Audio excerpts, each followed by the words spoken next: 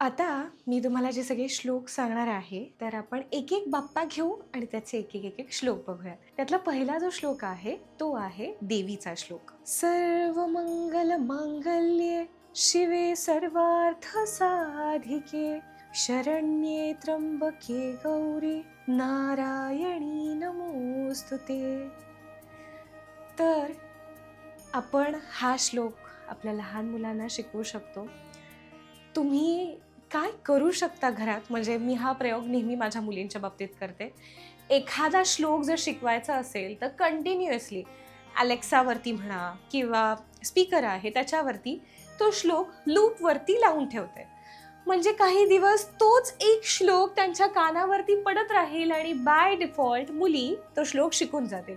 पण ह्याच्यासाठी महत्त्वाची एक गोष्ट म्हणजे काय, स्पीकरमधनं येणारे जे आवाज आहेत त्याची क्लॅरिटी जी आहे ती तशीच असेल किंवा मुलं ॲज इट इज ग्रास्प करतील ह्याची अशॉरिटी नाही.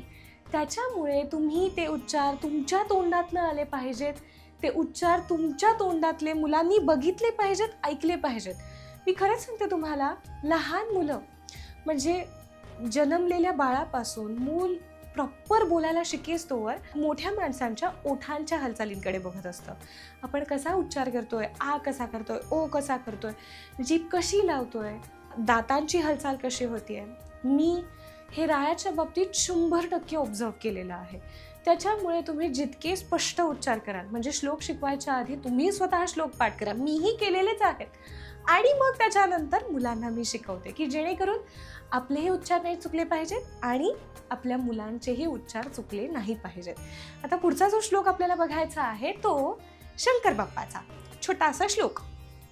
तर तो श्लोक असा आहे, कैलासराणा शिवचंद्रमोळी फणींद्रमाथा मुकुटी झळाळी कारुण्य सिंधू भवदुःखहारी तुझ वीण शंभो मज कोण तारी. तर हा झाला छोटासा शंकर बाप्पाचा श्लोक. तर आता आपण पुढचा जो श्लोक बघणार आहोत तो आहे गणपती बाप्पाचा.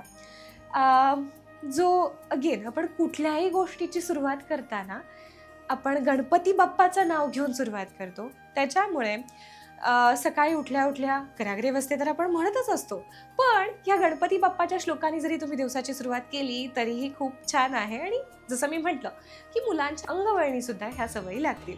तर श्लोक असा आहे, वक्रतुंड महाकाय सूर्यकोटी समप्रभ निर्विघ्नं कुरु मे देव सर्वकार्येषु सर्वदा.